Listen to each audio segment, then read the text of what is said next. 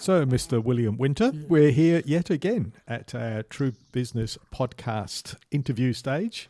And as you pointed out on our last podcast, we've been doing this for nearly a year, and I can't believe that year's flown by, and we've met so many interesting people over the journey. I think we've had great success in that we've managed to get one up every Friday since last year, except for Christmas. When you left the country and went a river cruise down the Rhone or the Rhine or somewhere. Danube, yep. That's right, and Christmas in Europe. And we've just come off a podcast interview before this one, and it was with a young lady in real estate in Sydney that runs the Ray White Property Group, and I'm really looking forward to putting that one up because rentals and property availability very topical is a key. Anyway, let's get on with today's guest. So tell us about today's guest, Bill. Today we're talking to Wayne Shields. So welcome, Wayne. Thank you very much. Good. Now, Wayne is somebody I met, I think, about 4 years ago, and I great admiration for Wayne because I know his life story is pretty interesting, but he's the one person, a farmer, of course, or an agriculturalist, or whatever you want to call him, who has been through a roller coaster ride of ups and downs, as many farmers do, and I don't know how the hell he's come out of it smiling. Maybe he's smiling at me, but not smiling behind me. So, Wayne, thank you for joining with us today, but I do admire your persistence and your outlook on life, and so I'm looking forward to this. So, Wayne, where did primary school start for you? Let's go way back. Oh, a little bit hard after that intro. Right. Hamilton is my hometown, and so my education was based. We were townies, and primary school and the first couple of years of secondary school were in Hamilton as a regional community, and then thanks to Dad's change or upstage in career, we moved to Melbourne, which is then from year 9 onwards. I finished to year 12 down in a city school, which was not to my approval. I went kicking and screaming, but yeah, at least I had the exposure to both, so that's a plus. And Hamilton's a great town. I love Hamilton as a town. It's a great place. Oh, I couldn't get back here quick enough. Well, yeah, absolutely. We better go back a bit. I forgot to mention what your business is, and your primary business at the moment is Grange Garlic. And you're actually, I think you're a bit of a trailblazer in the garlic field in Australia at the moment because, and we'll get into this later hopefully, because just about all the garlic that you buy in the supermarkets, for instance, in Australia, is exported or imported from China. Interesting. And you never know the origins of that. So Wayne, what got you out of the city then? What was your first job to say? Yes, well, my first job was actually with Woolworths. I had been sort of actively working. It's one of the blessings of my upbringing was that a work ethic was something that was just simply what you do. Yep. So right from primary school, I was doing paper rounds 6 mornings a week. And then when my older brother left to go to boarding school, I picked up his paper round and so did that back to back 6 mornings a week, and then went to school. My wife says that's probably why I didn't really thrive that well at school because I was probably asleep. But yeah, look, working sort of 2 jobs has always been the scenario. And so, when we sort of got down to Melbourne, I picked up some casual work, and then when I finished school, then of course it was doing a couple of jobs. One was working for the supermarkets during the day, and then also doing supermarket cleaning of an early morning, and then eventually doing 2 supermarkets of an early morning and then going to work. Wow. So, look, when you look back now, sounds immense. It didn't seem it at the time. It's just what you had to do. And it's interesting too, the number of kids that started their first job as a paper round, and that's all gone now. There is no paper round. So that whole work ethic, getting up early, delivering papers, has just disappeared. You wouldn't risk it. Well, that's true too. It beggars belief when I consider back to the exposures. But in doing that, other emotional echoes also transpire in sort of anticipating this phone call. One thought that reminded me was one particular morning, because, it was obviously pretty cold for half of the year in Hamilton, and Dad was good enough to actually make woolen mittens for us, which you can imagine trying to deliver papers was absolutely hopeless. I remember those. My mother used to knit them for me. Yeah, that's right. Exactly. So, this was what we had to work with, and so anyway, and of course, the weight of the push bike had panniers either side and one on the backpack. And, so if you actually weren't sitting on the bike when you fully loaded it up, it would actually mono. Yep. So you had to, be aware of that. And then likewise, this one particular morning, the sun hadn't yet come up. It was quite frosty and foggy. And I still know which street light it was that I pulled up to. I was so cold. And as I don't know, whatever the age of sort of middle to late primary school children are, and I just started crying. I just couldn't. You'd had enough. I couldn't move. I was frozen. I was absolutely frozen. I just could not go on any further. You have just reminded me of a story, and I hope to God my brother doesn't listen to this. But he had a paper round, and he had a bit of a hissy fit, I think, in the middle of it. I couldn't do it. And my mother went out and finished his round for him. Oh, that is just so typical. All of the other kids that at the time were doing it, they all had that as a backup. And because we had a farm as well as, we were living in town, for a few months of the year, we also had pet lambs. And so we would also have to get up and feed these pet lambs before we went and did the paper rounds, because otherwise they'd start bleating in the middle of the night and wake all the neighbours up. So it just goes on and on and on. But these other kids, whenever it was wet or raining, they got, driven around or had the paper. Yep. No, we never had that. All right. And now, Wayne, sorry, I just want to quickly move on. I don't know your life between there and another particular job I know you had, but you were actually a paramedic. Now, how did you get from delivering papers to being a paramedic? It's as I'm getting older, I think I'm starting to draw these themes, because you do tend into particular things, and I think that a lot of it's anchored back to a couple of things. One is obviously your upbringing. Two is your particular gifts, be it undeveloped, and three, obviously, your interests. I've always been interested and or otherwise not appreciated being caught out or surprised.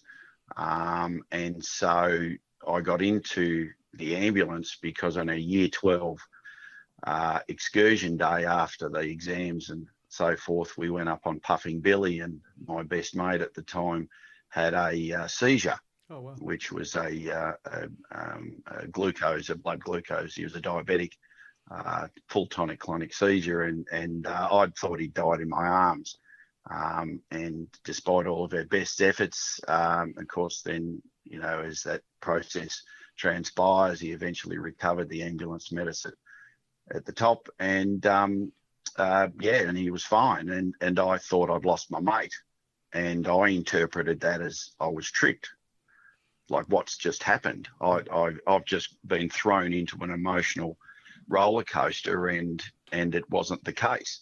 So that actually was the driver for me to understand, and that's what drove me into the ambulance. Yeah. Well, just as an aside, and I'll let Mark tell you the story, but he's got a son that has just joined the paramedics in Perth. Yeah, he's just had a year in WA as a ambulance officer, they call him there, and then he then transpires into a paramedic early next year. So he loves it. Wow, good on him. Yes. And the stories he tells, you've probably got hundreds of stories over your career, but I don't know how you do it, how you did it, and how he does it. It's amazing. So, very poor sense of humour. Yeah, that's right.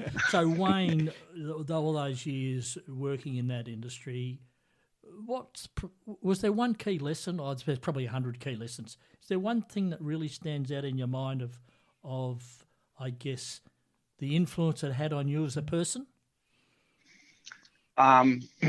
Look, obviously there's lots. Probably when you actually start to be responsible for or are in a training position, it's funny how you sort of start to learn more about yourself. We had a lot of students that would come through, and I would try to sort of encourage and pacify them, because obviously there's a lot of systems, processes, policies and procedures that you're confronted with, and you're trying to implement that. And it was always annoying. You'd get to a job and all I'd want to do is pull all the gear out, spread it out everywhere and make it all messy. And then it was a big job to clean it all up. So you're sort of trying to sort of work with them through all of that. And so the concept of a logic truck is what I would sort of say to them is that, yeah, you've got a big bag of tricks and all that sort of stuff, and there'll be time to experience all of that. But the key job is that we're a logic truck. So people call for an ambulance because they find themselves in a situation they're not able to cope. And so what we do is turn up, basically apply logic and deliver an outcome. Whatever the circumstances are, we're not in control of that. We're there to bring control back to the situation. And your bag of tricks is just simply adds colour to it. Just trying to sort of help them to understand what we're doing. And so to some extent, with the complexity of what we're doing now, it's almost on a daily basis, that sort of concept of prioritising, simplifying. I know certainly I had a number of different turns of phrases or comments from different experts have been, pretty paramount in my, I've called on at different points in time, and different people at different stages have said different things. And so that is a string of experiences that you sort of put together and draw on. But I love the golf ball analogy where a lecturer stood up in front of his class and put a big glass jar on the desk and proceeded to fill it full of golf balls. And he said to the students, is the jar now full? And of course, yes, it was. And so then he proceeded to tip in a container of ball bearings and to the top, and he said, so is the container full? They were uni students, so they were a bit clever, so they were starting to clue up to his system. He then poured a bucket of sand in, and then a container of water. And he said, fundamentally, the moral of the story is that the golf balls represent those things in your life that are most important. And so that's, your health, your emotional state, your immediate family, your responsibilities.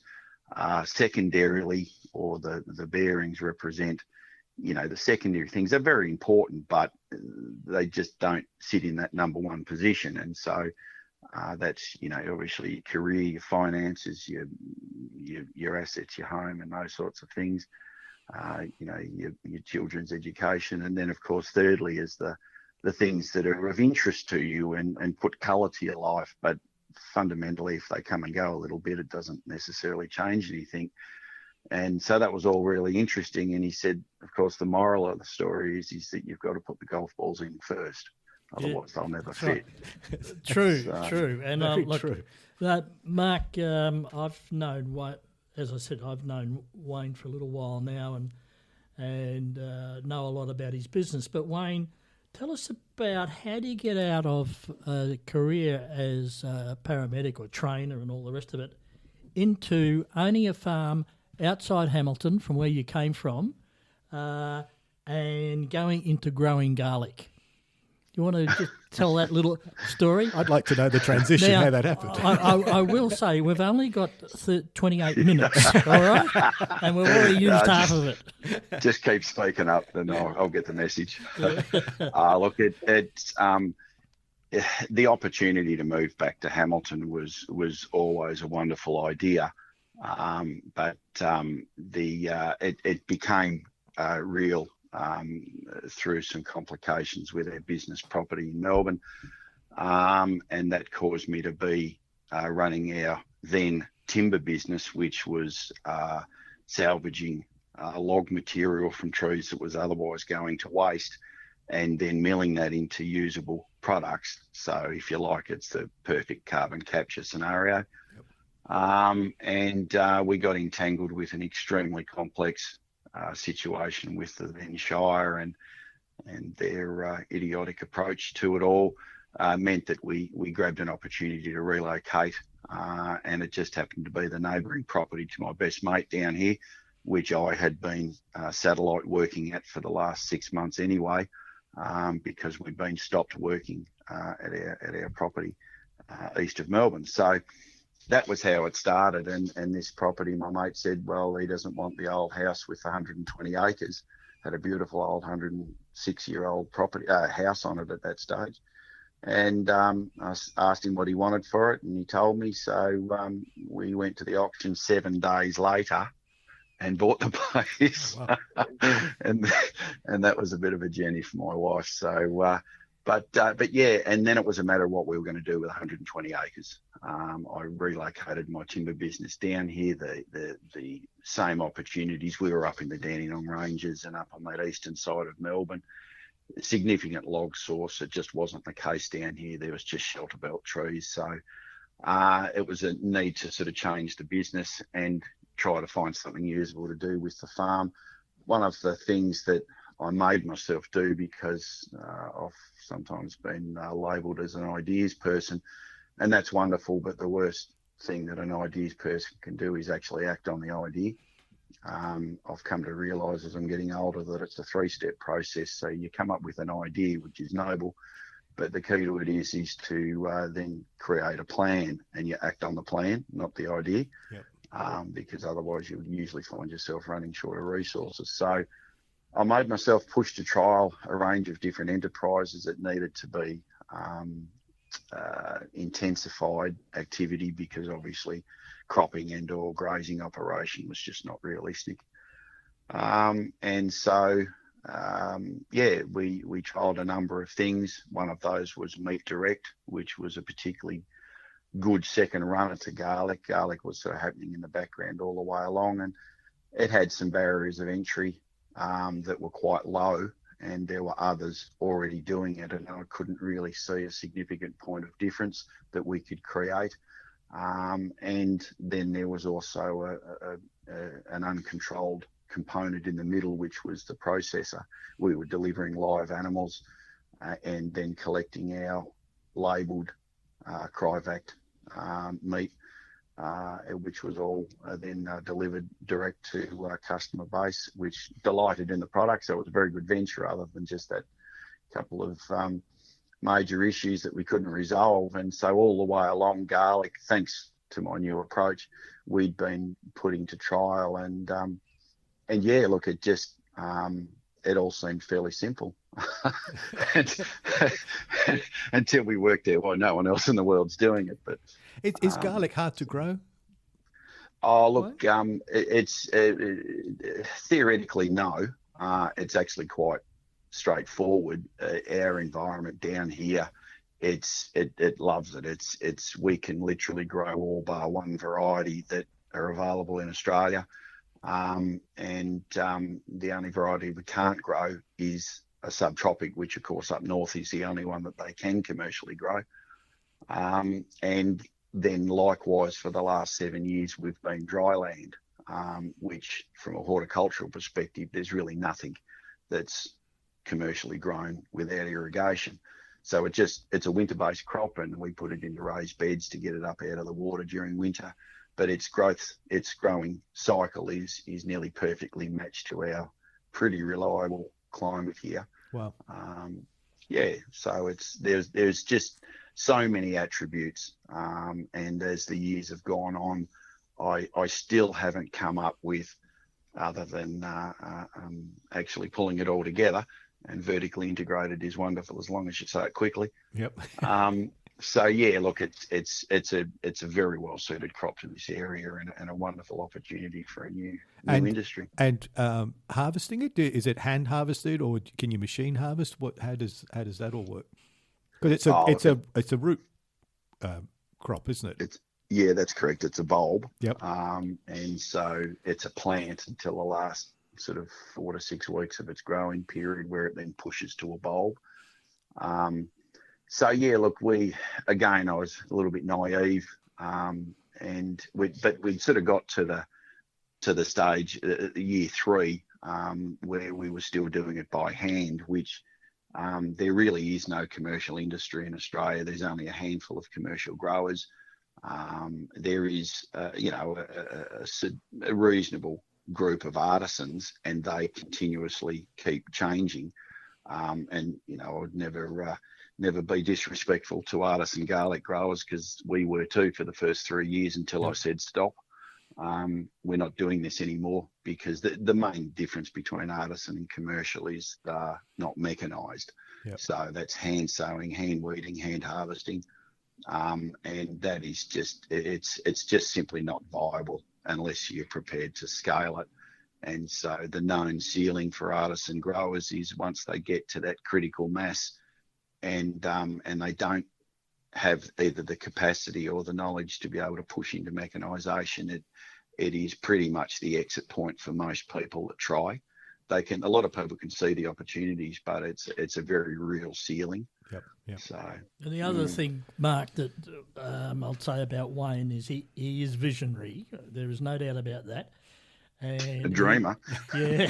And no visionary. I've been down to your place, Wayne, and you've done some unbelievable improvements, and you've built this new factory, so to speak, from scratch. You've put in a clean room, because the garlic from Grange Garlic, and if you want to know a bit more about it, there's a website called www.grangegarlic.com.au. But you've put innovative equipment in there, which unfortunately is, in one respect, wasn't made in Australia, and I guess the communication between Europe and here might have gone astray at one stage, you could say. But it is revolutionary. You've shown initiative, but the biggest thing is your persistence, because in this whole learning issue around garlic and mistakes, you have persisted where many others would have given up, and I think that's typical of what people do on the land, and because droughts, floods, fires, and all sorts of issues, and yet every farmer worth his salt bobs back up again and has another crack.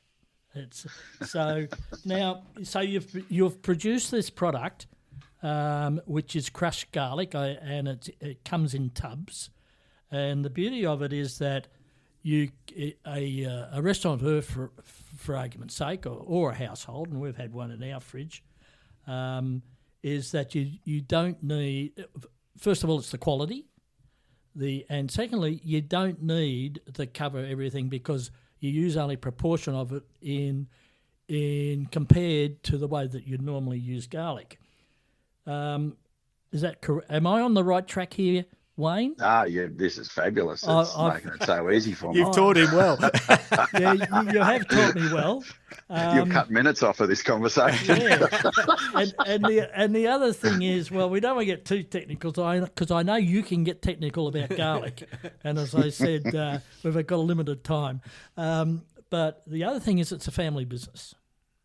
And I know outside of work and that, Wayne has given a lot back to community, and that he is a faith-based person, and that his son is working with him on the farm now. His wife has been by his side all through this time, and his daughter is an ED nurse at Ballarat Hospital, and she comes back to Penshurst, Or is it Croxton East, I think, is your real address?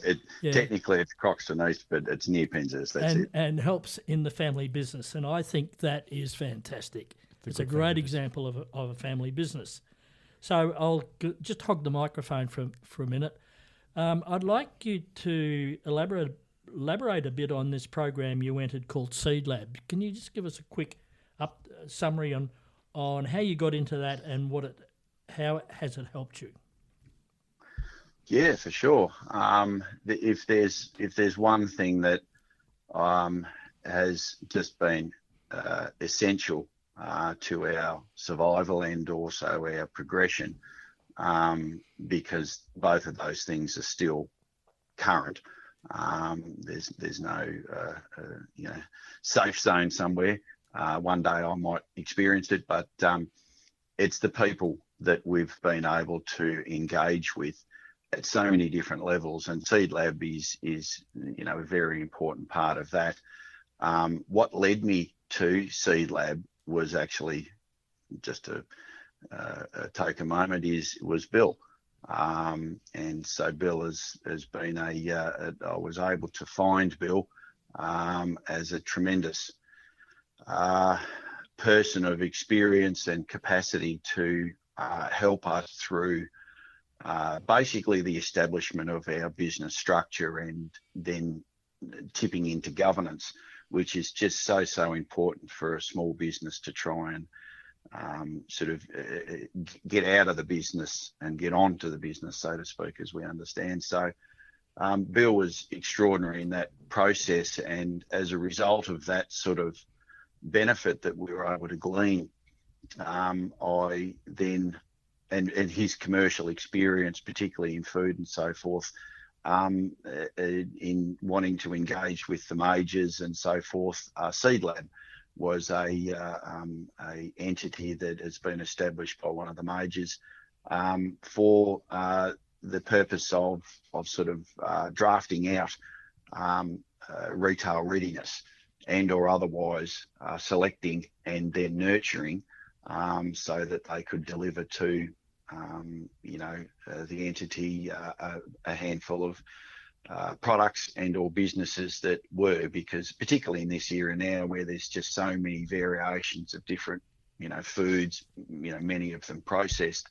and the majors are being just overwhelmed by volume coming at them. And so this I had started back in the early days with one company, and that was not a good outcome.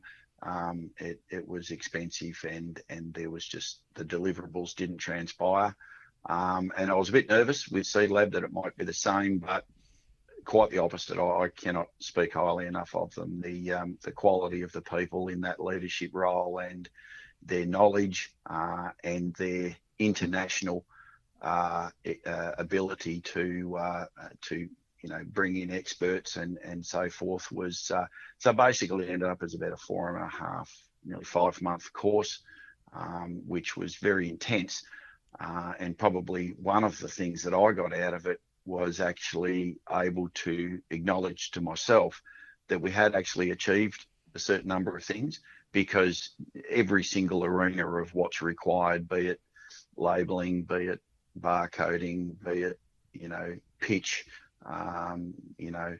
product development, marketing, the whole lot is covered, and so just an extraordinary opportunity. And so if anyone was wanting to sort of develop a product and or they had a product that they were wanting to, I could not recommend it highly enough. It is just that good. Yeah, Wayne, and it's primarily aimed at the agribusiness, of course.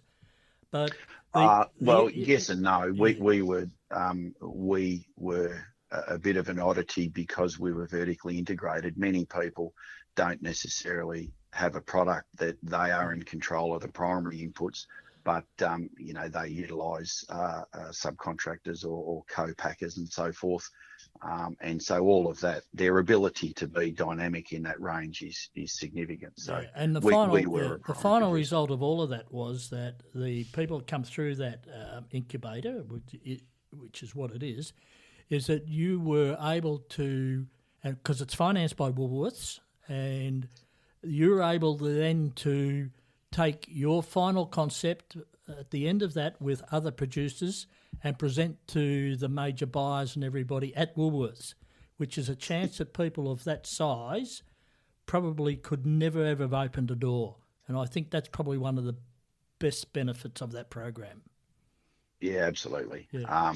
I've come to realise that the title of the person that you want to speak to is known as a gatekeeper. Yes, that's exactly right. We know that. So don't worry. Yeah, you need, whatever you're trying to achieve, you need to find a gatekeeper. In fact, I know Mr., Mrs. and all the children gatekeepers. Yeah, exactly. That's right. So, yeah, look, it's and that you're quite right, Bill. Is that the program spoon-fed us straight into the national category managers to be able to pitch our product. We were prepped and trained, and very heavily scrutinised, and so they really. They don't hold back in giving you the cold hard facts, but of course that it's pretty brutal. And despite our quality product and the standout features and the uniquenesses, the branding, the story, the vertical, all Australian, there is just simply not a box that we don't tick. We still, as the point, have not yet been taken up by the majors. So. Therein lays the resist or the sort of hurdles that you need to be able to sustain. For us, it's a time issue. I know that in time that'll transpire, but you've got to be able to sort of hang in there.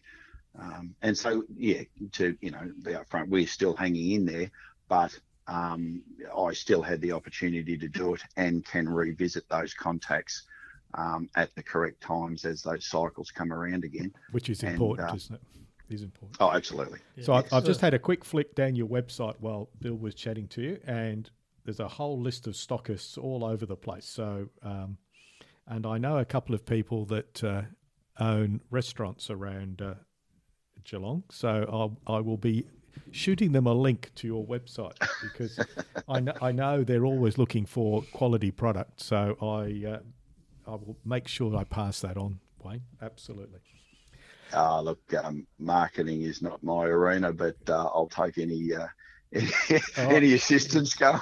Yeah, always sing your praise. So, Wayne, thank you very much for your time. I could listen to you all day, and I think there's a lot more story there that we haven't scratched the surface on, but I think it's been brilliant just chatting to you. Look, that's no problem at all. As I said earlier, is that we have only arrived at where we are today, which is still on the path, but because of very, very good people. And and so that's because I get the opportunity, I'm going to grab it. And I can't thank Bill enough for what he's done for us because it's just been incredible. So, yep. This wasn't supposed to be about me, by the way, right? But I do appreciate your comments and we appreciate you coming on. And because I do know a lot about your business, but I've learned a lot about garlic. And we could probably do 2 episodes just talking about garlic, but we won't. So, Wayne, thank you very much, and we'll be in touch. And maybe after this harvest or before the next one or whatever, we'll come back and revisit where you are and how you've moved on. You're most welcome. Thank you. Thank you, Wayne. Beauty. Thanks, guys.